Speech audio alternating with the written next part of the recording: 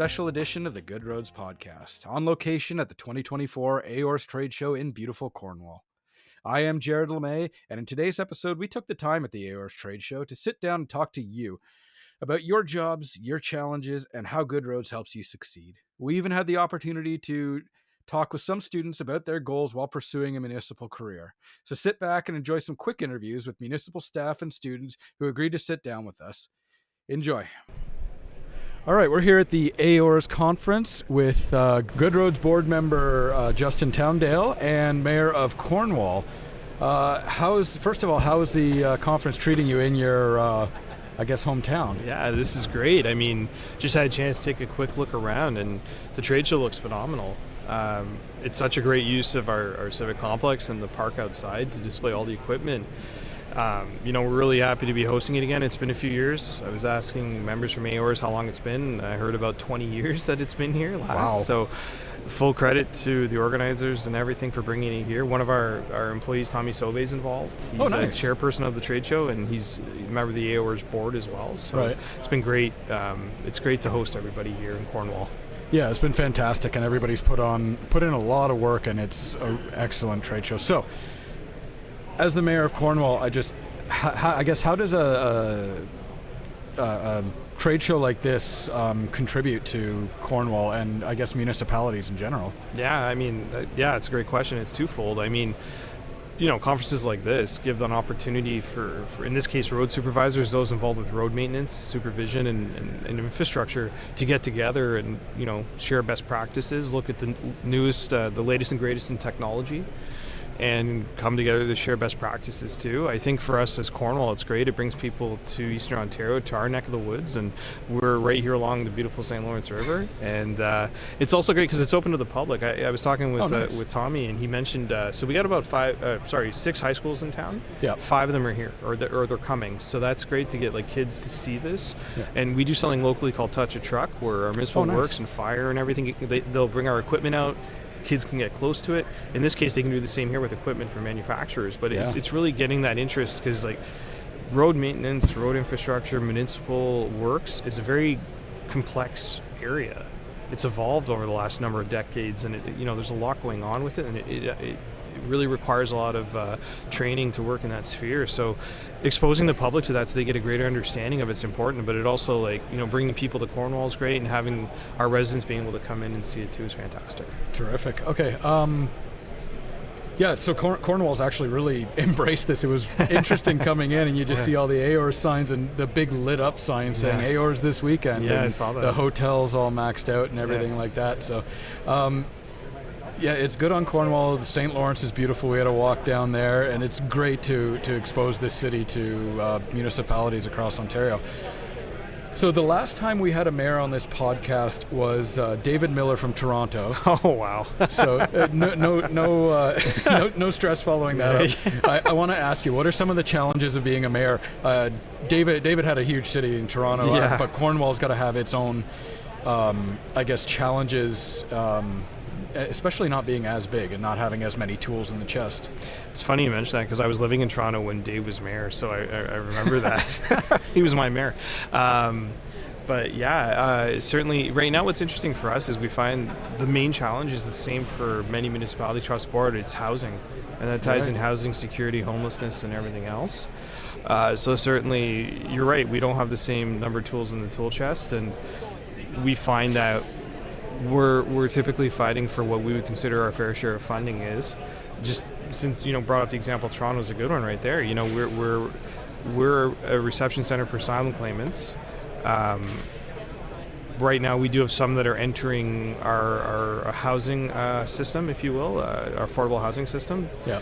And we haven't received any funding for that, but Toronto received $600 million, and percentage-wise, we've welcomed about 2% of our total population in asylum claimants. They've welcomed 0.02% or something like that. Wow. And when you look at it, we're understanding it's because of the definition. We don't run a typical shelter here. We have housing and apartments, and that's what we use for people who face housing challenges. They have a shelter system, so because they have a different system, which is now proven to be broken, they're able to get funding, and we're not. So, it's definitely a challenge for us, and we've spent a lot of our time speaking to the higher levels of government, saying, hold on a second here, we need our fair share. Well, it's definitely an issue that you can bring to Good Roads, and that'll be something that I guess a lot of the municipalities can work towards, because housing is going to be a big issue for it looks like a long time. Yeah. But I don't want to take up any more of your time. Thank you so much for coming out to see us at the lowly Good Roads booth. And we'll Awesome. We'll see you around. Enjoy the rest of the show. Thanks, Jared. Appreciate it.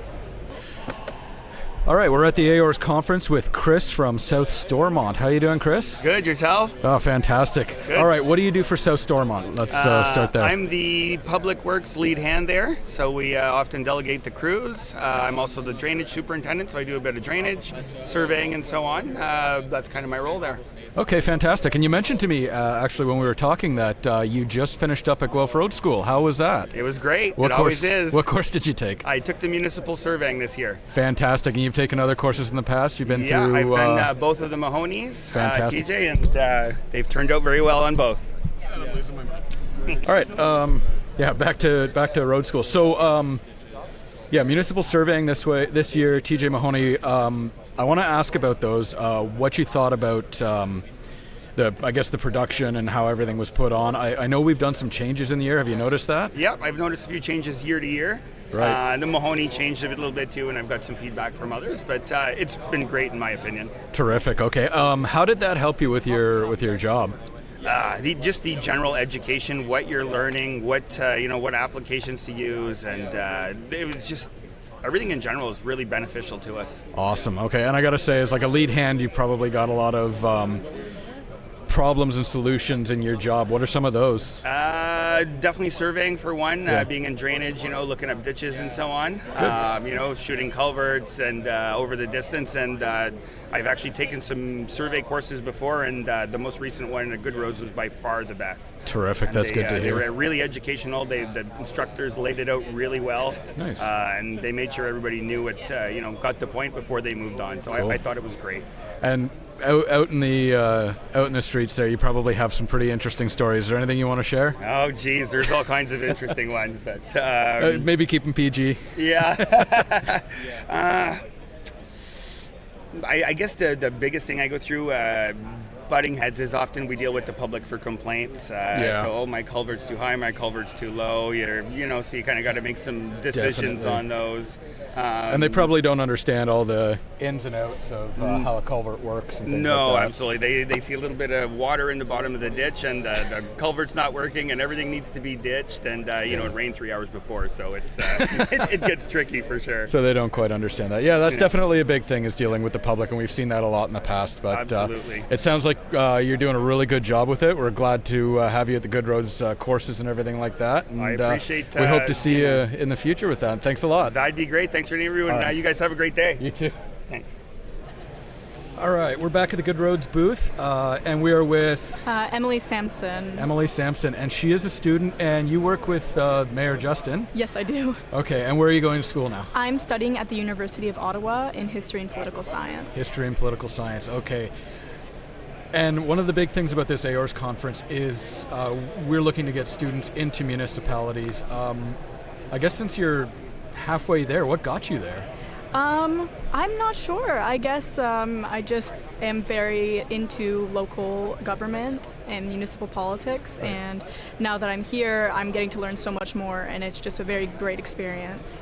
So a lot of the poli-sci students I talk to, they're looking to work with MPs, MPPs, and the higher levels of government. What drew you to working with a mayor, Well, I'm very connected to my municipality, and I thought that a good starting point would be to connect it with it better. Are you from Cornwall? I'm from Cornwall area, SDNG, but I mostly was raised in Cornwall with my grandparents. Nice. But I would have to say that I find a lot of my peers at school go straight towards federal and provincial, Right. whereas I feel like there should be more of a scope on municipal politics because, It's just not many people focus on it, but it's the foundation, you know? Exactly. And that's what we say a lot around here is Yes. if you want to affect change the most, go to municipal politics. Yes. So I guess where does it go from here? When you're done your placement, what are you planning on doing? I'm not quite sure yet. I haven't gotten there yet. I'm hoping to continue my studies after my undergrad. Awesome. But I'm definitely enjoying studying politics. I'm not sure where I'd take it from there, but I'm definitely interested in continuing studying it. Or Mr. Justin's not going to have to watch out for his job? Oh, I hope not. Awesome. Okay, well, it was great talking to you. One quick thing, if you have anything to say to any students out there, I know there were a lot of high school students around. If they were to stop you here and ask about politics and what they should do, what would you say? I would say get more involved, become educated, try and understand the systems that work around you, just so there aren't any misconceptions, or if you're learning something, that you'll be more well-versed. Awesome, beautiful. That's a great way to end it. Thank you very much, and we look forward to seeing you in the municipal realm a lot more. I want to see you on the Good Roads board in a few years. All right, thank you very much for having me. All right, we're back at the AORS Tradeshow. We were with Landon from South Stormont Township. You are still in school, or just graduated, you just said, right? All right, where'd you graduate from and what'd you do? I went to Algonquin College in Ottawa for civil engineering technology. Terrific. So a lot of people, they miss out on the municipal industry when they're going to school. What made you want to go into civil engineering and look at the municipal industry? Civil engineering, it was really when I graduated high school. I really liked math and physics. It's just kind of subjects that interested me, so I just kind of jumped into civil engineering. Terrific. And once I got to Algonquin, I kind of started to appreciate the kind of work they do. Yeah. I've always liked being on construction sites and stuff like that. And the municipal sector, it's just it's a good place to work. Cool. I've liked my time with the township, the kind of work they do. Awesome. And just stuff like that. So I got to think, with as much experience and the schooling you did, you must have had a lot of other choices than the municipality. Was there any one thing that drew you to that besides what you just mentioned? Well, probably the biggest thing. My brother is a few years older than me. Yeah. He did the same program and all that. Okay. And he got in with the city of Cornwall. Oh, cool. And just from everything he's told me, the work life. All sorts of kind of stuff like that. It's just he made it seem pretty good. Terrific. Pretty nice, Keep it in the family. Yeah, I guess so. So you said you're moving on a little bit more education. What do you plan to do after that? You hoping to come back to South Stormont, or? It would be nice to come back to South Stormont because I've been here. I've done 4 years as a summer student here now. Nice. So I definitely wouldn't mind coming back. I'm not sure what kind of positions they would have, but it'd definitely be a top option for me for sure. Well, not to toot our horn, Good Roads horn as much, but we offer a lot of educational courses that'll help you grow and, for sure. and get up there. But you're definitely on the right track. It's great to have you. Great to have you on the show. First of all, to talk about this. Before we leave, if there's anybody else out there thinking about a job in engineering or anything like that, what would you have to say to them for going towards a municipal sector instead of the private sector or anything else? I'm not sure. I haven't worked in both, so I can't say. But I know with my time here, it's just a really good work environment. The the guys you work with, you make some good friendships and that kind of stuff. And I don't want to say it's easy going, but everybody kind of everybody gets along well, and it makes for good work sites and that kind of stuff. Camaraderie and teamwork. Yeah, and all for that. sure. Not to say it's not like that in private sectors, but that's what I've seen so far. Awesome. Well, it was fantastic to sit down and talk with you. I'll let you catch up to your coworkers. Thanks for sitting down. It was good to meet you. We hope to see you in Good Roads courses in the future. For sure. Right. Thank you.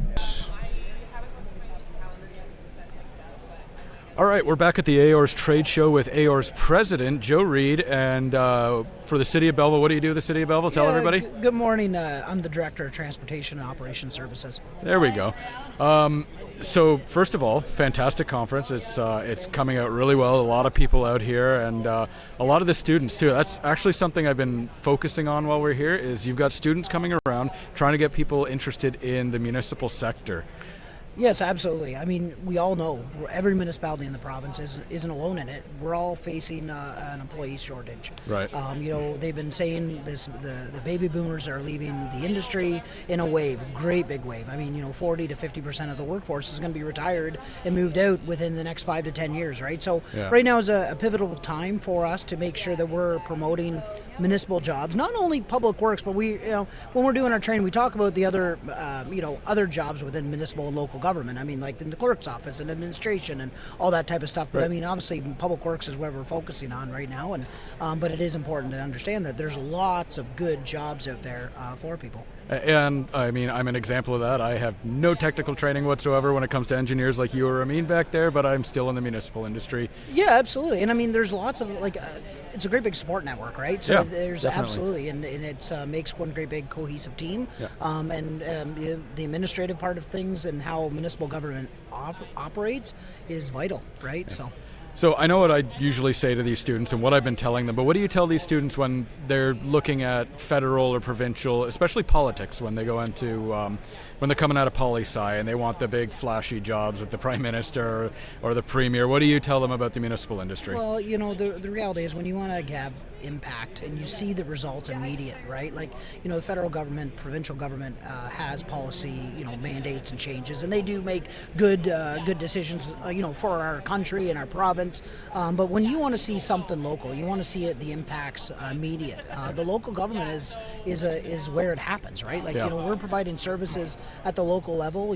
Each council makes a decision on the level of service it's going to provide its constituents, its ratepayers, and and then you're able to see the fruits of your labor. And especially if you're back in the city where you grew up, you get to see how this affects your loved ones and the people you know and care about. Yeah, absolutely. I mean, I've been blessed to be able to speak. I've done about 10 classes at Eastside Secondary in Belleville. Yeah. We're talking to high school students, and the reality is that we talk about the different careers, and again, like, being able to, give back. Like, I'm born and raised in Belleville, Jared, Yep. you know that.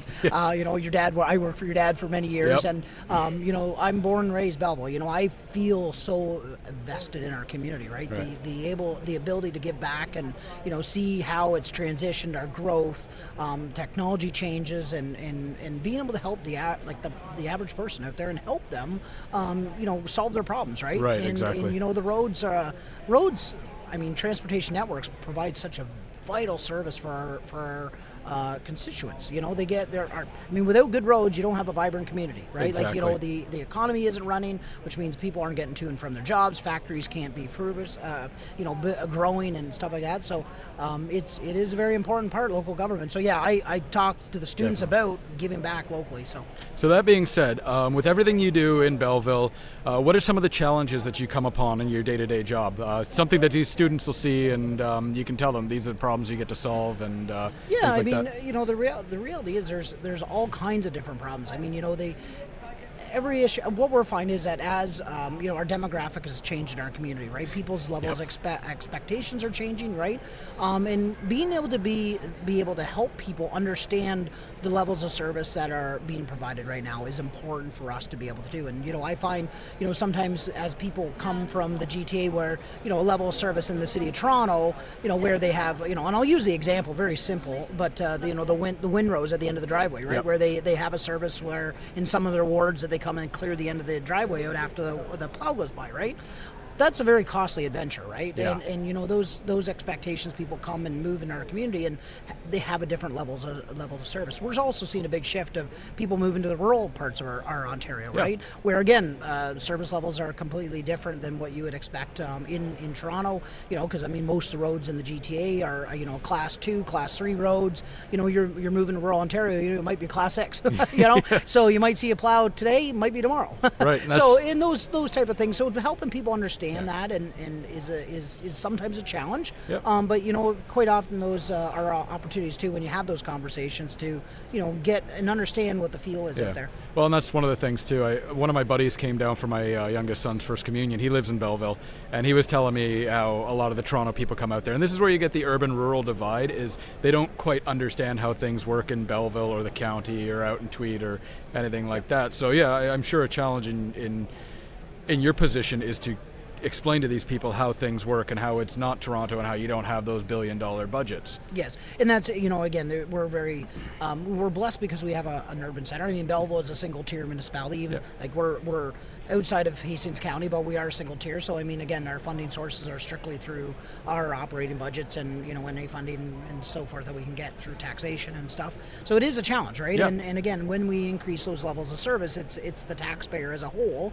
that has to pay for those. So it is a challenge, and again, the costs are increasing across the board on lots of things. Like price of diesel, price of equipment, all that type of stuff. So again, mitigating and maintaining current levels of service are sometimes a challenge in this. As we're seeing inflation and so forth. So okay, I don't want to keep you, so I have maybe 2 more questions. Number one, I know I've heard stories from Belleville, from other sources, but do you have any interesting, fun stories from Belleville? Maybe PG for the show. Well, I mean, there's lots of stuff that happens. Our night shift sees a lot of stuff that happens after hours, and again, but again, our public works staff are there to help the residents and do different things. I mean, there's lots of things that happen, and we're there to help. Is there anybody on your staff that's gone above and beyond you want to give a shout out to? Maybe. Oh yeah, I mean, actually this week in particular, Mary Ann Ascot is retiring. Yep. She's been with the city for 30 plus years. She was our gardener. For those of you listening that are driving along the 401. That Canadian flag display that you see on the 401, yes. Got planted last week. And there's 34,000 begonias that go into that, right? And in our greenhouse, and our gardeners are the ones that propagate those plants. And back in February, like they do a growing schedule to basically plant first week of June. So she spearheaded that for the last 30 years. Big shout out to her. Congratulations on retirement. She's her last, and you probably haven't seen it yet because it's been installed actually today, June 6th. Oh, nice. A new flower pot at the being in a garden. So it's one of her last earmark or kind of big display she did. So. Yeah. But anyways, so I don't know if you've seen our truck display we had on Dundas Street. No, I haven't been to downtown Belleville for a while. It's been a few years, so it got removed because it was starting to rot and stuff like that. Okay. So she's made a great big flower pot. Nice. Our fabricating crew there is, Chris has put a watering, it's going to actually have water sprayed at the end into a flower pot, and they're going to recycle the water. So it's a bit of a little flagship display, and so it was a big shout out to Mary Ann. Good for her too. And I mean, it's not just like, it's not just the flowers she does, because I know in the winter that hill doesn't just sit there. Kids toboggan down that, and that's got to be rough on the soil. So yes, no, she's got to have a real green thumb to bring that back to life every year. Yeah, absolutely. So good for her. One other thing, you just got done teaching at Guelph Road School, TJ Mahoney, if I'm not mistaken. That's correct, yep. How did that go this year? It was great. We I want to say Kyla, big shout out to Kyla. I mean, she has worked so hard and so passionate, so talented on developing the program into what we've seen this year. The initial feedback from the students have been nothing but positive. Yeah. The reality is we've been doing TJ Mahoney for a very, very long time, and I've been teaching it. I think it's been 9 years, and again, we've been developing and making slight changes. But this year was a significant change. I mean, we earmarked where we rather than have one big exam at the end, right? We're doing quizzes at the end of the day to have that. And again, that was part of it. Because as we're seeing people in adult learning develop, because the reality is, people that are taking that are not. They didn't go to university. They didn't go to quite often. Some of them have, but they're adult. They're public works staff. They're public works professionals that are out there, and it is hard for them to be in a classroom for 3 days in a row. So for us to develop and understand their anxiety around writing tests and that type of stuff, so this has really eased the burden on them and their minds around that. And we've got the initial results back, and they're in line with what we felt from a pass-fail rate kind of thing, because we want to make sure the course continues to be very credible, and again, stimulate good discussion and make sure that the students are demonstrating the knowledge that they're learning. So it's great. Big shout out to the education team. I want to give Kyla a shout out too, because it's not just from you. I've heard from a bunch of people, like more than I can count, who've mentioned her by name specifically about the change to TJ Mahoney. So in the online version too. I mean, we've switched now, so there's an online platform as well, because for us to be able to reach other people. I mean, we did a beta test before, I think it was last month, and there was about 10 people that did a beta test. I volunteered 2 of my staff, and specifically I picked the 2 that were on night shift. So nice. they actually did the night shift. So they were able to complete the TJ Mahoney while working on nights. They did it overnight. Good. So it opens it up not only to obviously geographically to allow people in Kenora and Dryden and all over in the northern area who it's very costly to get down to Guelph every year. So be able to make it more accessible to help pass along that knowledge, but it also helps people that are even like on night shift, right? So and be able to get that. So very very impressed with how that rolled out too. At the same time, I still hear people saying they enjoy the trip to Guelph and getting a couple of days away. No. So we're hitting it's everybody. Nice exactly, and it's nice to have that fine balance. Yeah. I mean, I do encourage people to do the in person, only because of the networking part of it, and you definitely. get to know. And I think sometimes we all get stuck in thinking we're in a little bubble, right? Like I'm only thinking here, but the way to think outside the box is being able to have those chats in the hallway, on break. To hey, I'm doing this in Rideau Lakes, or but I'm having the same problem in Muskokas. Like we're all having the same problems, and we all sometimes get to the end result slightly different. So it's nice to hear from others on how they get there. Definitely. Awesome. Okay, I won't keep you any longer. Thanks for stopping by the booth. Thanks for having us at AORS. We always love coming here. Fantastic couple of days. And I guess for next year, get out to AORS, check out the trade show, check out all of the cool stuff that is out there for municipalities. Yeah, Thanks again, Joe. Next year it's in Oxford County. So Oxford County, that's Woodstock. Yep, it's Woodstock, in out in my neck of the woods. All right. Thanks a lot, a little Joe. closer drive for you. Definitely. Okay, take it easy. Take care. All right, so that's all we have for this episode. I want to thank AORS for having us out to the trade show, the City of Cornwall, and Mayor and Good Roads Director Justin Towndale for their incredible hospitality, and to you, the municipal staff, who came out to see us and spent a little time chatting with us, telling us about your jobs, the challenges you have, and how Good Roads helps you succeed in your jobs. As usual, remember to follow us on social media, X and Facebook and LinkedIn. Keeps you up to date on everything we're doing. We have a lot of good stuff out there. Take a look at the low volume roads workshop coming out. Most municipalities have low volume roads, and this is a fantastic workshop to help you get on top of them. Like and subscribe to this channel as we post a lot of good information here. And until next time, everybody, take it easy.